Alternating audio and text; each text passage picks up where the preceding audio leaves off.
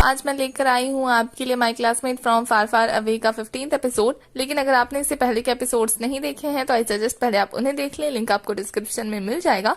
और अगर अभी तक आपने मेरे चैनल को सब्सक्राइब नहीं किया है तो चैनल को सब्सक्राइब कर दो, बेल आइकन प्रेस कर दो, जिससे आने वाली वीडियोस की नोटिफिकेशन आपको जल्दी मिल जाए। तो एपिसोड स्टार्ट होता है, हमें सीन दिखाया जाता है कि एरका जो है वो गुई से पूछ रहा होता है उसकी मेंटल पावर के बारे में, और हमारी गुई जो है उसे बेवकूफ साइको बोल के वहां से चली जाती है। बेचारा कंफ्यूज होकर सोचने लगता है क्या बोल के गई है। उसके बाद नेक्स्ट सीन में दिखाया जाता है कि गुई जो है वो अपने लैपटॉप में रिकॉर्ड करी होती है एरका के बारे में कि वो प्लेनेट सेला से है और उसके प्लेनेट के लोग ना दूसरों की जो एडवांस अचीवमेंट होती है ना उसको चुराने की कोशिश करते रहते हैं। उनका खुद तो कुछ काम नहीं होता है, दूसरों की चीजों को चुराने में ज्यादा कोशिश करते हैं और ये भी वही करने वाला है।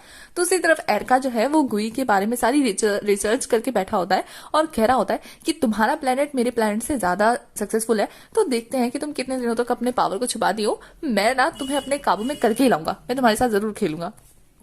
बेचारा ऐसे बोलते बोलते खुद ही को चोट लगा लेता है। उसके बाद नेक्स्ट सीन में दिखाया जाता है कि गुई एक जगह बैठी होती है कि दो लोग उस पर हमला करते हैं और गुई जो है वो गिर जाती है, बट वो सिर्फ नाटक करी होती है उन दो लोगों के सामने। तो आसपास के बच्चे जब देखते हैं तो वो दो लोग वहां से भाग जाते हैं और उन दोनों के जाते ही हमारी गुई जो है वो बिल्कुल ठीक हो जाती है। मतलब वो सिर्फ एक्टिंग कर रही होती है उनके सामने। और दूसरे सीन में दिखाया जाता है कि यूजन जो है वो गुई से पूछा होता है कि कौन तुम्हें परेशान कर रहा था, मुझे बताओ, मैं उसे मार डालूंगा। तो गुई उसके पीछे इशारा करती है कि ये, और फिर दिखाया जाता है कि एरका हाथों में गुलाब लेकर गुई को प्रपोज करने आया होता है। तो हमारा जो यूजन है वो उसे पूछने लगता है, उसकी तहकीकात करने लगता है कि कौन है, कहां से आए हैं। तो हमारी गुई जो है उसे अकेले में ले जाने लगती है कि चल मैं तेरे को अकेले में देखती हूँ।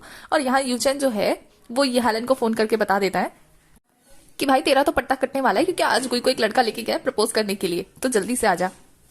और फिर दूसरी तरफ दिखाया जाता है कि गुई एरका से पूछ रही होती है कि हाँ बताओ तुम्हारी प्रॉब्लम क्या है, मेरे पीछे क्यों पड़े हो। तो एरका कहता है कि मैं तुम्हें अपनी गर्लफ्रेंड बनाना चाहता हूँ क्योंकि हम दोनों सेम है। तो गुई कहती है सेम कैसे है। तो एरका कहता है क्या तुम मुझे नहीं जानती। तो गुई कहती है हाँ जानती हूँ ना, तुम साइको हो। तो वो बहुत ही अजीब तरीके से कहता है हाँ मैं साइको हूँ और हंसने लगता है पागलों की तरह। तभी वहां ये हालन आ जाता है। और ये हालन जब गुई को अपने कार में बैठने के लिए बोलता है ना, तो ये सुन के एरका ना जाता है उसके पास और उसको बोलता है कि क्या तुम गुई के बॉयफ्रेंड हो, और ना उसको एक रोज देता है और कहता है कि लड़कियों को पटाने के लिए ना साथ में गुलाब भी लाना होता है, तुम तो लाई नहीं। तो हमारा जो यह हालन है वो कहता है कि मैं उसका बॉयफ्रेंड नहीं हूँ, लेकिन अगर तुम मुझसे मिलना चाहते हो, तुम्हें अगर कोई भी दिक्कत हो ना तो मुझसे इन्फॉर्मेशन ले सकते हो। और हाँ गुई के ऊपर गिव अप कर दो और उससे दूर रहो वरना तुम्हारी खैर नहीं। तो एरका है वो ये हालन की बातों पे हंसने लगता है। तो गुई कहती है सच में उसकी वार्निंग को सीरियसली लेना, और वो जाकर ये हालन की कार में बैठ जाती है। और जैसे वो वहां से कार लेकर जाने वाला होता है ना, बेचारा उसकी नकल कर रहा होता है ये हालन की, तो वो गिर जाता है और ये हालन जाते जाते उसका गुलाब भी फेंक देता है। उसके बाद जब दोनों कार में शांत बैठे होते हैं तो हमारी गुई कहती है कि तुमने अभी तक मुझसे पूछा नहीं कि वो कौन था, क्या था, कहाँ का था।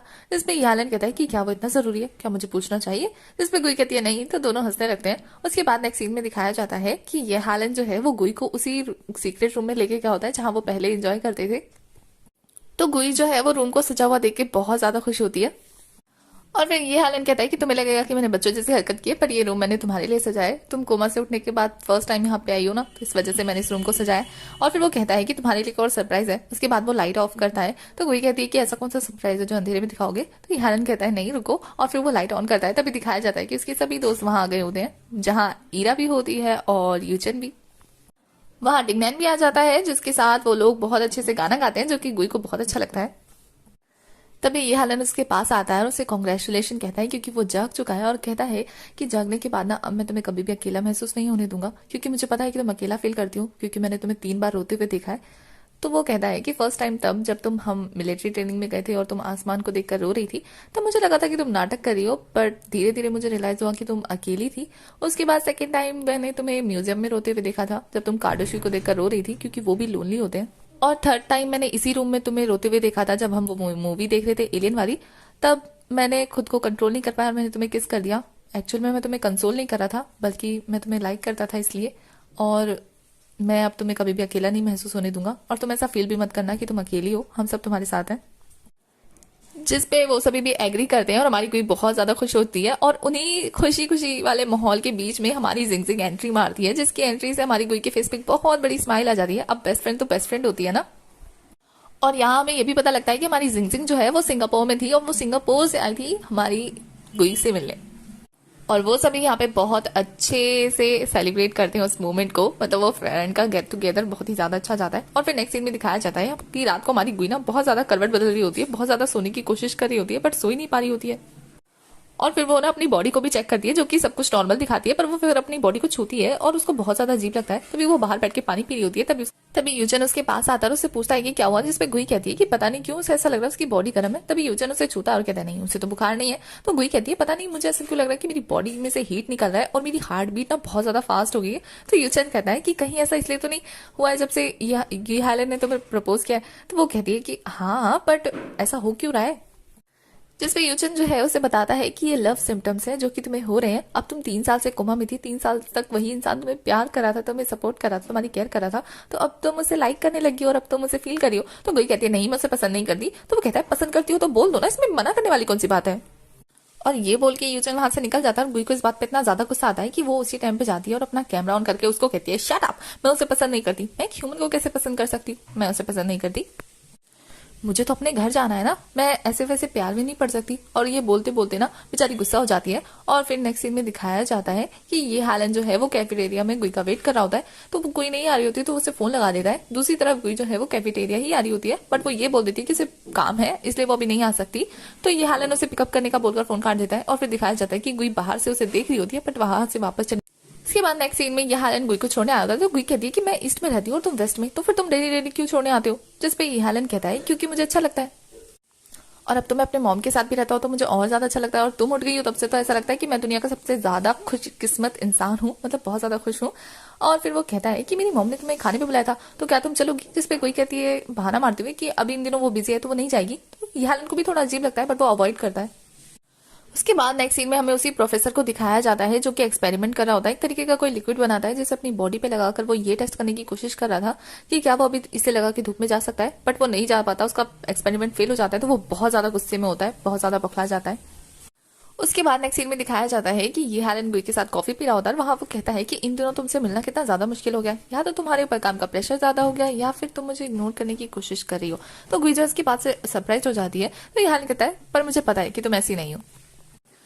तभी वहां ईरा आ जाती है और वो कहती है कि तुम दोनों को तो जब भी देखो तब मिलते रहते हो, अब मुझे थोड़ी सी बात करनी है गुई से क्योंकि मैं बहुत दिनों से नहीं मिली हूँ। तो ये हालन उन दोनों का किला छोड़ के वहां से जाने लगता है। और ये हालन के ज्यादा ही ईरा ना ये हालन की तारीफों की पुल बांधने लगती है कि कितना सिंसियर है तुम्हें लेके। तो गुई कहती है हाँ मुझे ये इंप्रेसिव लगा। तो हमारी जो ईरा है वो कहती है बस इंप्रेसिव, तो मुझे पसंद नहीं करने लगी। हमारी गुई कहती है नहीं, मेरी हार्ट बीट उसे देख के नहीं बढ़ती है। तो ईरा कहती है कई बार लड़कियों के ना चेहरे पे ग्लो आ जाता है, आंखों में चमक आ जाती है। तो वो कहती है कि क्या मुझे देखकर ऐसा लगता है। तो वो कहती है हाँ, और उसके बाद वो ऑर्डर देने चली जाती है। तो गुई जो है उसे बहुत ही सरप्राइज होकर पूछती है कि तुम्हें अपनी लाइफ में क्या क्या करना है। तो ईरा उसे बहुत लंबी सी लिस्ट बताती है। तो गुई कहती है कि अगर मान लो इन सबसे एक जरूरी काम आ जाए और तुम्हें इन सबको छोड़ना पड़े तो ईरा कहती है कि हाँ सबसे पहले वो उसी काम को निपटाएगी। तो गुई कहती है उसकी लाइफ में भी ऐसा एक इम्पोर्टेंट काम है जिसकी वजह से उसे सारी चीजों को छोड़ना पड़ेगा और ये करना बहुत जरूरी होगा। तो ईरा कहती है तुम बस करो, मैं तुम्हारे सपोर्ट में हूँ। तो भाई ये हालन जो है अपने घर पे आता है और उसकी मॉम उसका वेलकम करती है और उसके साथ ही उससे पूछती है कि गुई क्यों नहीं आ रही है, मैंने तो उसे लंच पे बुलाया था ना। जिसपे वो कहता है कि इन दिनों वो बहुत ज्यादा बिजी चल रही है। तो ये हालन की मॉम कहती है मुझे ऐसा लग रहा है ना कि गुई तुम्हें इग्नोर करने की कोशिश करिए, कहीं ऐसा तो नहीं कि वो तुम्हें पसंद करने लगी है। तो ये हालन कहता है कि जैसा चल रहा है वैसे चलने दो, आई एम मेच्योर नाउ। तो उसकी मॉम कहती है ऐसा लग रहा है कि जैसे 3 सालों में तुम कुछ ज्यादा ही बड़े हो गए हो। और वो अपनी तारीफ सुन के खुश हो जाता है। उसकी मॉम को एक कॉल आता है और उसकी मॉम वहां से भग लेती है और जल्दी जल्दी फटाफट तैयार होकर ना बाहर जाने लगती है ये हालन को अकेले डिनर करने का बोलकर। और फिर नेक्स्ट सीन में दिखाया जाता है कि उसकी मॉम किसी की पैकिंग करी होती है और ये कोई आदमी होता है जो कि गुई की मॉम ये हालन की मॉम से कह रहा होता है कि अब उसे वापस आ जाना। वो 3 साल से अपने बेटे के पास है और अब उसे यूएस आ जाना चाहिए क्योंकि उसने उसे बहुत मिस किया। वैसे यहाँ में हमें इस आदमी के बारे में नहीं बताया गया है। उसके बाद नेक्स्ट सीन में हमें जिन को दिखाया जाता है जिसके पास फैनगाई जो है एक फाइल लेकर आती है स्टोन रिसर्च के बारे में, जिसपे वो कहता है कि उसके पास टाइम नहीं है तो क्या वो इसे पढ़ के बता सकती है। जिसपे हमारी जो फैनगाई है उसे बहुत सारी नॉलेज देती है स्टोन्स के बारे में, जिससे हमारे जिन को उसकी वर्क का एक्सपीरियंस पता लग जाता है। तो वो उसे एग्री कर लेता है उसको लैब में ले जाने के लिए और कहता है कि तुम्हें एक ना डॉक्यूमेंट साइन करना होगा। जिसपे वो भी समझ जाती है। वो कहती है कि उसे पता है कि सीक्रेट है ये सारी चीजें, तो वो तैयार है। उसके बाद दिखाया जाता है कि वो बाहर जाकर ना किसी को मैसेज कर देती है और उस इंसान का नंबर भी डिलीट कर देती है। ये ना कुछ सस्पिशियस लग रही है। इसके बाद ये हालन की मॉम को दिखाया जाता है जो कि वापस घर आती है और उन्हें ये हालन का एक लेटर मिलता है और खाना तैयार मिलता है जिसमें यह हालन ने अपनी मॉम की केयर करते हुए लिखा होता है। और उसकी मॉम अपने बेटे का इतना ज्यादा केयर और ब्यूटीफुल सा नेचर देखकर ना इमोशनल हो जाती है। और नेक्स्ट सीन में हमें जिंगजिंग और गुई को दिखाया जाता है जहां वो उसके अब्रॉड जाने की बात को लेकर डिस्कस कर रहे होते हैं। और जिंगजिंग कहती है कि अभी तक तो उसका बॉयफ्रेंड भी नहीं बना, जबकि गुई के पास तो ये हालन है। और यहाँ गुई वही बात कह रही होती है कि वो ये हालन को एज अ दोस्त देखती है, लवर नहीं देखती है, ब्ला ब्ला बहुत सारी बातें करती है वो दोनों एज अ फ्रेंड होने के नाते। उसके बाद ये हेलन के कॉलेज में दिखाया जाता है जहाँ उसे एक लड़का आकर बताता है कि बाहर उसका कोई लड़की वेट कर रही है और ये हेलन उससे मिलने जाता है। और फिर ये हेलन जैसे ही वहां जाता है ना तो वो लड़का कहता है कि वो कमरे के अंदर है। तो ये हेलन जैसे ही कमरे में एंटर करता है ना कोई बाहर से दरवाजा बंद कर देता है और उसे अपनी पावर की मदद से लॉक भी कर देता है। और जब ये हेलन खोलने की कोशिश करता है तो उसे करंट लगता है और फिर दिखाया जाता है ये और कोई नहीं बल्कि एरका होता है। और ये हेलन किसी को फोन मिलाने की कोशिश कर रहा होता है बट नेटवर्क नहीं आ रहा होता है। दूसरी तरफ दिखाया जाता है कि एरका जो है वो गुई के साथ सी साइड पे होता है और उसे धमका रहा होता है ये हेलन को लेकर, जिसपे गुई उसे कहती है कि मेरे आसपास के लोगों से दूर रहो। और वो इतनी लंबी लंबी हाँक रहा होता है, इतनी लंबी लंबी हाँक रहा होता है और फिर वो अपने पावर का ना छोटा सा प्रदर्शन देता है ये बोलकर कि गुई अपनी मेंटल पावर उसे दे दे।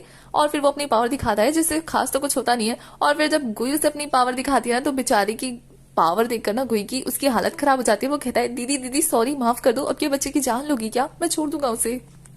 और यहाँ ये हेलन हताश निराश होता है कि तब भी दरवाजा अपने आप खुल जाता है और ये हेलन बाहर आ जाता है। उसके बाद दिखाया जाता है कि एरका गुई को अपनी जगह पे लेकर आ जाता है और अपने बारे में बताता है कि वो अर्थ पे रहने के लिए ना डिफरेंट डिफरेंट प्लेनेट के लोगों से उनका मेंटल पावर लेकर रहता है चोरी करके। और फिर वो गुई के बारे में ना उस प्रोफेसर के बारे में पूछता है गुई से। तो गुई जो है सोचती है कि वो उस प्रोफेसर के साथ मिला हुआ है तो उसे डरा देती है। वो कहता है कि मैंने कब कहा कि मैं उस प्रोफेसर के साथ मिला हुआ है। तभी गुई जो है वो दीवार पर कुछ नोटिस करती है और उधर जाने लगती है बट एरका उसे रोकने की कोशिश करता है पर वो तो गुई है, उसको रोकना मुश्किल ही नहीं नामुमकिन है। तो वो देख लेती है।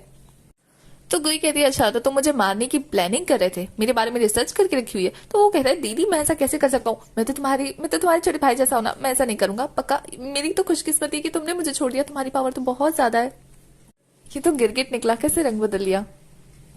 जिसमें गुई उसे कहती है मैंने ऐसा तो नहीं कहा कि मैं तुम्हें नहीं मारूंगी। तो बेचारा चौड़ में आ जाता है फिर गुई के पैरों में गिरकर उससे माफी मांगने लगता है और उससे रहम की भीख मांगता है। तो गुई जो है जाकर चौड़ कर उसके सोफे पे बैठ जाती है और फिर वो जाकर ना उसे अर्थ पे रहने के बारे में डिटेल देने लगता है। वो कहता है कि अगर तुम चाहो ना तो मैं चार्जर का काम करूंगा तुम्हारे लिए, तुम्हें mental power time to time देता रहूंगा।